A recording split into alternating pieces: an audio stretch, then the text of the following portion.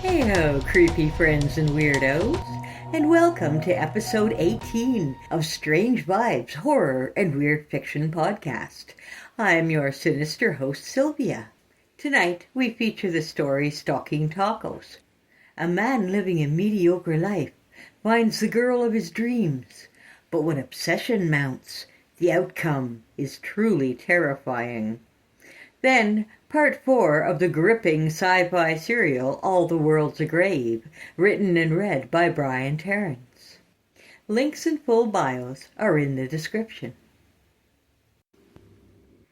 Stalking Tacos, written by Martinek. I was in love. I mean, we've all been there. That one person walks into your life and takes root. No warning, no preparation.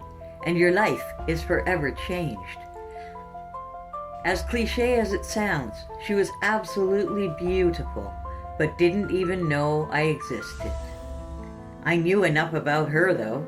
She went by the name Angel, and she loved special number 2, 2 hard-shell tacos, and 1 beef burrito, and a medium drink. She always got a Coke. Wasn't that enough? The joint was Taco Bob's. I used to go there every Monday and Wednesday on my lunch break from work. When I realized Angel went on Mondays and Fridays, I adjusted accordingly. The first time I saw her, I squeezed my burrito so hard it squirted out warm beef and hot sauce right onto my dress shirt. Absolutely ruined my tie. I guess she would be known as goth, but whatever it was, it had my full attention. Porcelain white skin and black everything else, even lipstick. Not as skinny as a model, but not even close to being chubby. She carried a purse with a gigantic skull emblazoned upon it. The arrow was planted firmly into my heart, and I wasn't even sure why. She floated effortlessly to and fro without much of a care in the world. She owned her life, and I was a slave to mine. I was an ugly button-down piece of shit no one would ever love. An absolute nothing. I was sure of that. But what is obsession, really? Was it getting close enough to watch her place her order on the touchscreen?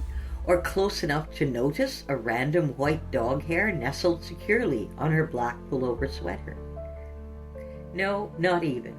Obsession is following her home and returning to work late from your lunch break, but not giving one fuck about it whatsoever. Yeah, I did that. And I kept doing it. The ball was rolling, and I didn't want it to stop. Before long, I was regularly visiting her apartment as Angel was busy running errands, still floating through life completely unaware of what was really going on. I rummaged through her drawers, throughout her fridge, even in her dirty laundry, watering the seed of obsession that had already grown into a mighty oak of perversion. I knew her scent, knew her patterns. I knew one other thing, too. She was completely alone and ripe for the taking. No boyfriend, limited family interaction. Not even any pets. Where the hell did the dog hair come from? She even worked from home, running a small business, selling secondhand clothing to other members of her goth lifestyle.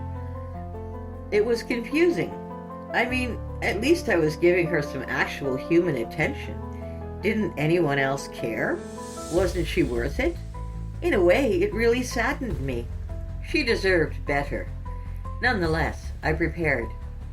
It's crazy how things can get out of control if you let them. At what point did I think it was okay to buy a knife? One sharp enough to cleave a piece of paper edgewise in 2. Or to purchase chloroform and test it out on myself until I completely lost consciousness? I went all in until that fateful evening as I found myself on my knees, eye to eye with the keyhole in Angel's bathroom door, watching her disrobe slowly, unearthing the porcelain treasures I so wished to claim. I slid into the room, a specter, a ghost. The shower was on full force, the curtain pulled. I stood there just out of reach, with the steam fogging up my glasses. I wiped the lenses clear with my palm and inched closer. One hand outstretched, going for the curtain, and the other hand gripping the knife, trembling slightly. Angel hummed a familiar tune as she scrubbed her soft skin, though I could not place where I had heard it before. In my mind, I began to hum along as well. I was there, ready to pounce, prepared to take it all, until I wasn't. I just stopped. The snake slid out of the room just as quickly as it slid in. I returned home and threw the sharpened blade into the trash. I was not a killer. I was just me, poor Marty. I would never be loved. I knew that. But I could never steal love either. It was never mine to take in the first place. It was a relief to climb out of the rabbit hole I had fallen into.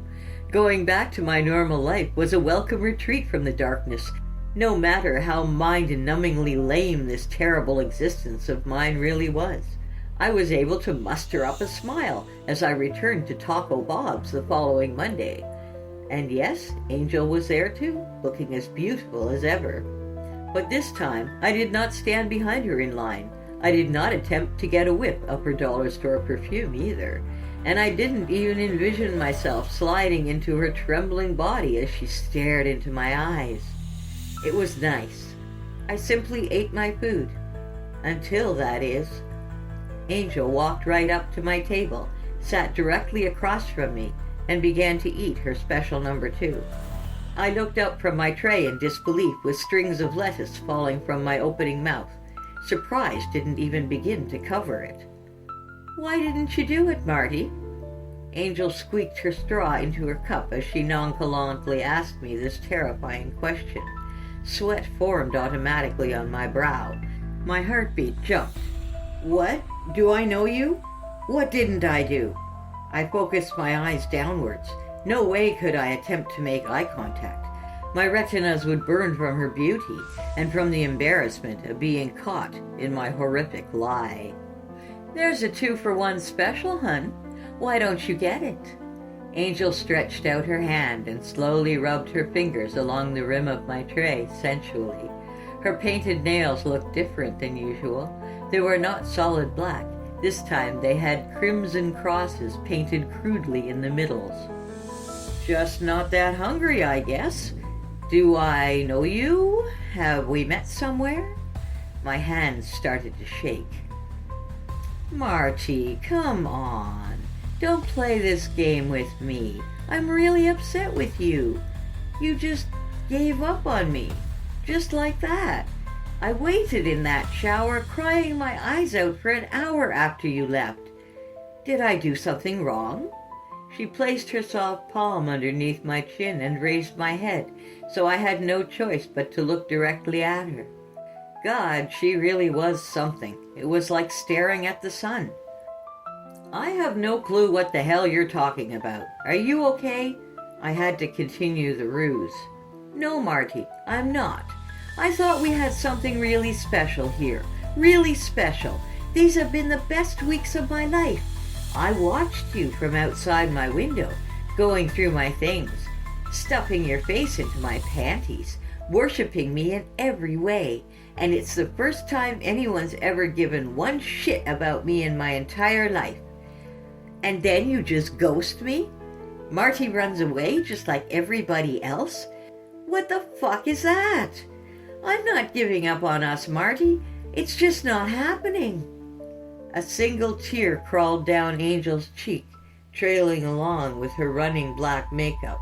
Folks were now staring straight at us, taking in the spectacle at hand. Red-faced, I bolted upright from the table, turned my back on Angel, and walked away in complete embarrassment. Before I reached the door, however, Angel shouted some parting words in my direction. "Marty, this isn't over. You know I love you, right?" What the fuck? I did not return to work that day. I got in my car, sped home, and hid in my shitty little apartment while I attempted to wrap my head around what had just happened. She knew what I was doing all that time and didn't do anything about it. She just let it happen, never called the cops, never told a soul. What if I didn't stop that night? Would she have taken it? willingly let me go on with my ungodly plans? After an hour's worth of pacing and a few beers later, I walked over to the window and peered outside to the street below, with a feeling of uneasiness growing by the moment. I did a double take as I spotted a lone figure sitting on the bumper of my car, smoking a cigarette. The thin trail of smoke rose upwards toward the sky, like the silky threads of a spider's webbing, searching out a new home. The streetlight flickered above this scene, barely illuminating a truth I did not want to face. The dark figure spotted me and waved. Angel had come home to me. In a panic, I quickly slid the deadbolt on my front door and pulled the blinds of my windows. New questions now flooded my mind. She called me by my name, and how on earth did she know where I live? I was sure she did not follow me home. She was still inside Taco Bob's when I left. Should I call the police? Should I tell them I had been stalking this girl for 3 fucking weeks with intentions to rape and kill her? Yeah, that would go over really well, I was sure. I was screwed. Instead, I retreated to my bedroom, locked the door behind me, and sat there in a foggy daze, hoping not to hear a knock on my front door. Just walk away, Angel. You got me, and I'm sorry, really sorry, okay? You win. Just then, I realized something as my mind raced. It was quiet. It was never quiet in my bedroom. There was always noise coming from the cage, 'cause that's where I kept my... Fuck. Gary. My hamster. He was gone.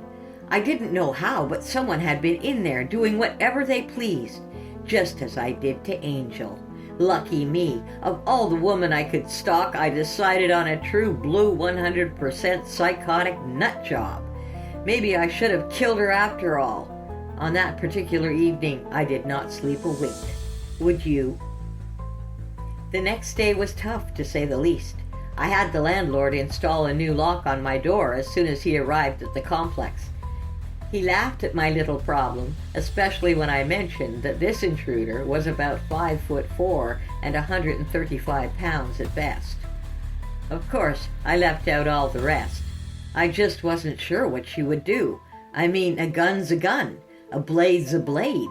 I didn't care how tiny she was. To make things even worse, they were giving me a lot of shit at work for all my call-offs and lates. I couldn't lose my fucking job over this. As soon as I got stuff square at the apartment, I jetted over to Taco Bob's to pick up a little lunch from the drive-thru and sped over to work. Obviously, eating inside the restaurant was now off limits. Angel could have it all to herself now, no problem. I'd just have to brown bag it and eat it in the lunchroom. I still had trouble believing it had gone this far, and it was all my stupid fault. It was hard to keep focus on the task at hand while Angel was there in the back of my mind, taunting me. Every report I filled out seemed to have her name on it. Every call I took heralded a voice similar to hers. For all I knew, she was in my apartment right at that very moment, trying to fuck me over somehow. And where the hell was my goddamned hamster? I wanted him back. So yes, I was present in body, but not in mind. I'm sure the supervisors took notice of that, too. It was an absolute relief to make it to lunchtime without being sent home or straight out fired. I just wanted my mind to stop spinning, for Christ's sake. I needed to figure it all out. I sat at the lunchroom table all by myself and waited as the microwave heated the taco and burrito I'd retrieved from the shared refrigerator. Within no time, I was unwrapping the best part of my day. For a moment, things seemed completely back to normal as I bit into the beefy deliciousness and forgot my troubles. The moment was just that, however, a moment which transformed quickly into another, much less delightful one. The taco tasted different. There was a certain tang to it. And I had not ordered sour cream, though it seemed to be present, as there was a whitish substance leaking down my chin. And then I bit something crunchy, nearly breaking my tooth. What the hell? Alarmed, I took my thumb and index finger and plucked something hard from the inside of my mouth. I looked down at my fingers in disbelief and nearly lurched instantly as I spotted the tiny paw and furry forearm of what looked to be some sort of rodent. Or, more precisely, a hamster. My hamster. Gary was gone. After eventually covering my company's lunchroom floor with a fresh layer of putrid, stinking vomit, I was expediently sent home. Where was the line here? Angel had been in my home, even in my workplace. I returned to my apartment carefully, looking in my rearview mirror constantly, then watching my back as I trudged up the stone stairs to my apartment. I entered my front door with a held breath and clenched fist, ready to strike the witch who had turned my daily life into nothing but unending moments of pure panic. But there was no one to strike. I searched the rooms looking for anything out of place, but couldn't notice a thing. To be safe, I took all the food and drink from my fridge and trashed it all. Any little item could have easily been poisoned. Much like the evening before, I holed up in my silent bedroom, locked the door, and worried. I often looked over to the empty hamster cage, still tasting pieces of Gary's poor little body in my mouth. Maybe it was from exhaustion, or maybe simply from a feeling of defeat. But somehow, someway, I was able to nod off and take a break from the strange nightmare I found myself in. My much-needed rest, it seemed, was not to last long, as I was jolted awake by the annoying ringtone of my cell phone. I'd been meaning to change it for weeks, but hadn't got around to it yet. Unknown caller. Of course. Only rang once, enough to wake me up. Fucking telemarketers, no respect. I placed the phone back on the nightstand and closed my eyes once more. But then it happened again. That ringtone. But it wasn't coming from my phone this time. It was a low humming coming from the corner of my bedroom. A humming I had heard once before. Where? In Angel's bathroom, of all places, as I was preparing to do the unspeakable. The voice that followed shattered the silence with ease. "Oh, Marty, that's our tune. It's so memorable, isn't it? Just like the night I hummed it for you the first time, when I was waiting for you to ravage me. Was the knife going to come before or after you made love to me? Inquiring minds want to know." The dark figure emerged slowly from the corner, and I slunk back toward the headboard like a frightened child, with my covers up to my neck. She was the ghost, the specter of death, not I. "Angel, please don't do this. I'm sorry. I made a mistake. I realized it that night. That's why I left. You deserve more, so much more." My voice wavered in fear. "Oh, hon, don't be so naive. Just as you began to stalk me, I was already stalking you. Whatever you felt, I felt 100 times more. When I found out what you were going to do to me, I was flattered. You took so much time on me, took so much care. I wanted it, all you had and more. I wanted you to use me, to fuck me, to kill me. I wanted for you to rip that curtain off the hooks and attack me like the animal you are. I wanted to feel strength, power, love. But there's still time for that. I want you to finish what you started." Angel's beautiful face slowly came into view in the shadows, as did the knife she was brandishing. My knife. The one I had thrown away. "I'm not going to hurt you. It isn't me. It never was. I don't know what I was thinking. You're a human being, not some goddamn play toy. You mean something." I began to cry. I meant these words because I loved her, and apparently she loved me too. Angel knelt on the corner of my bed and crawled towards me, like a stalking panther after its prey. At that very moment, my fear finally left me. I wasn't scared. I wasn't mad. I wanted her, and whatever version of love she wanted to show me. Oh, my lover, my king, do me this one favor. Take me like you planned. Use me, consume me, love me. Just don't ever forget me.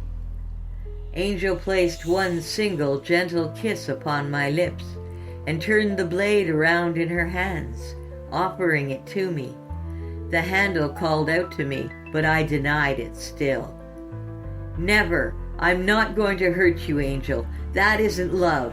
But maybe we can find out what love is, together.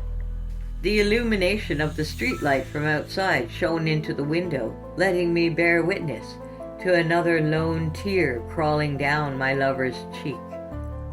I went in for an embrace, but received her final plea instead as Angel lurched forward onto my chest, the handle stopping against me and the readied blade plunging deep into her stomach. I felt the warmth of the blood leak onto my naked torso and further below. She said one last thing to me, through the gurgling, through the gasps.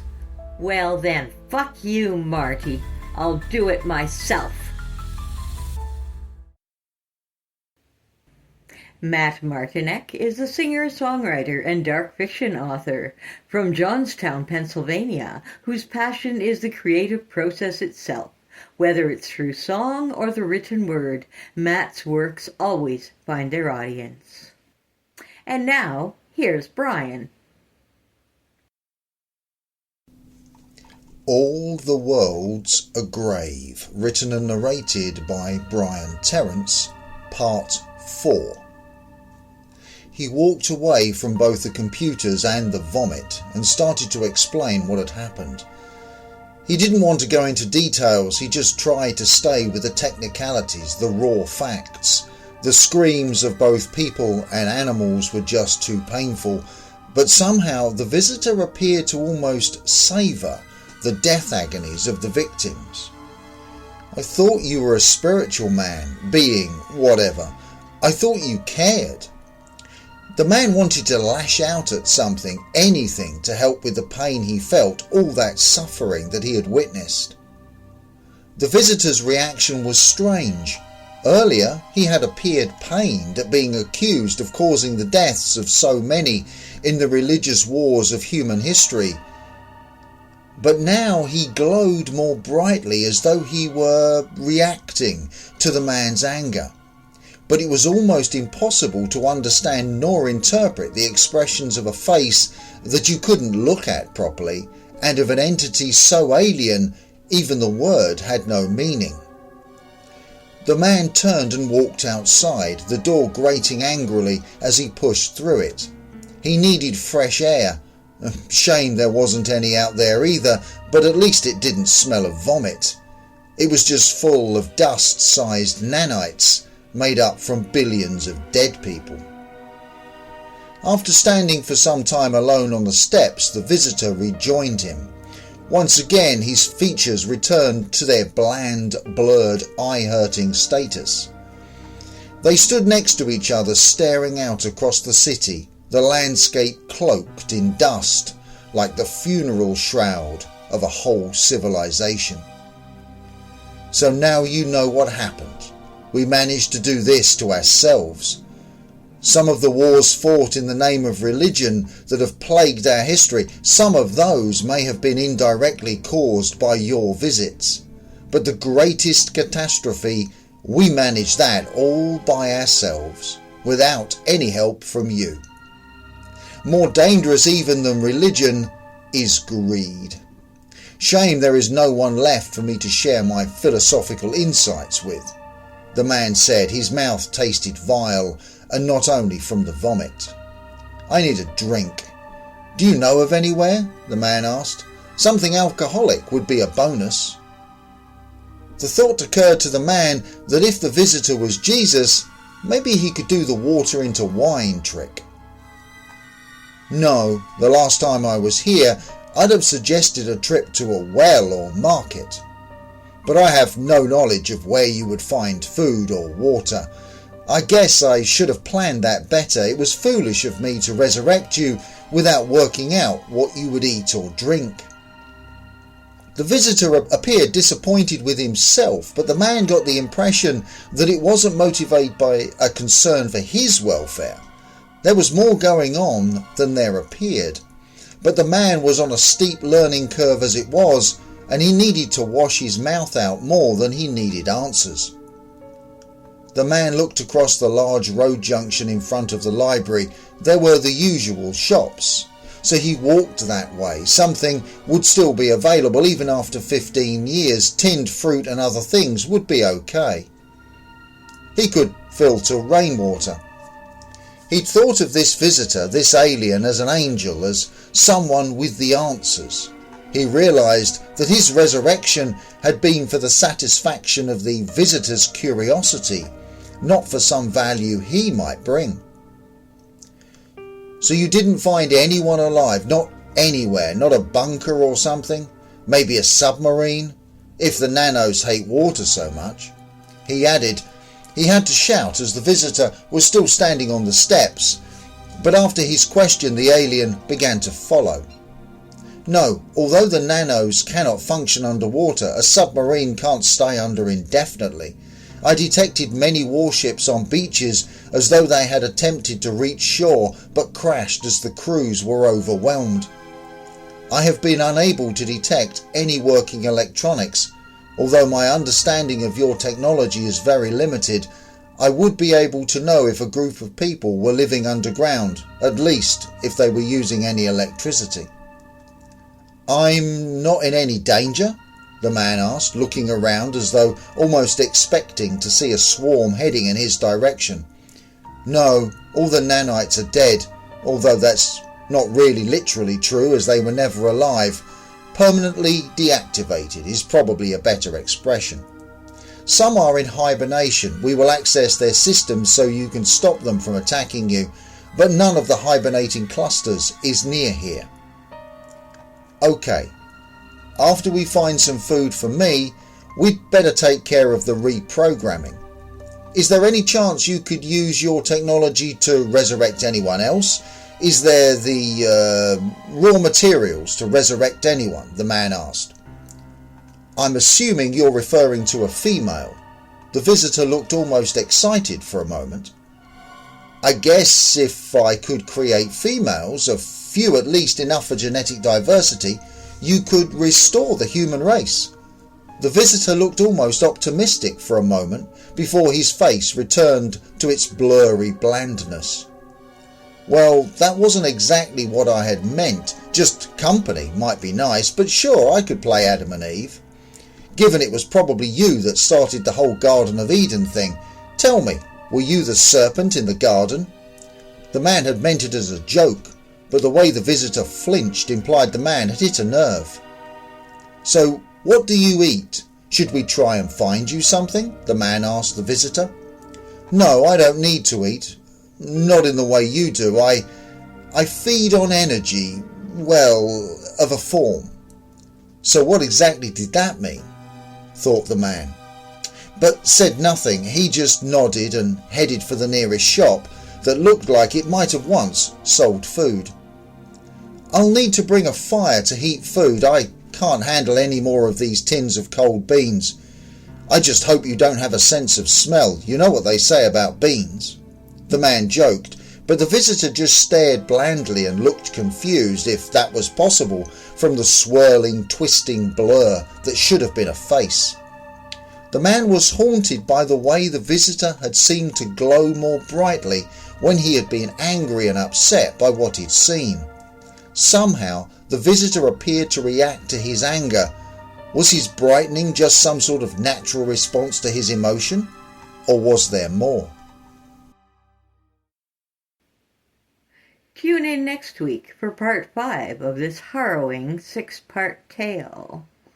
Brian Terence writes a wide range of science fiction stories, both novels and short stories, covering subjects such as humor, post-apocalyptic, space adventures, mysteries, paranormal, alien invasion, time travel, and robots. Some are humorous, others more poignant and thought-provoking. Join me Sundays at 9 p.m. Eastern Standard Time for more works of the mad, macabre, or just plain weird.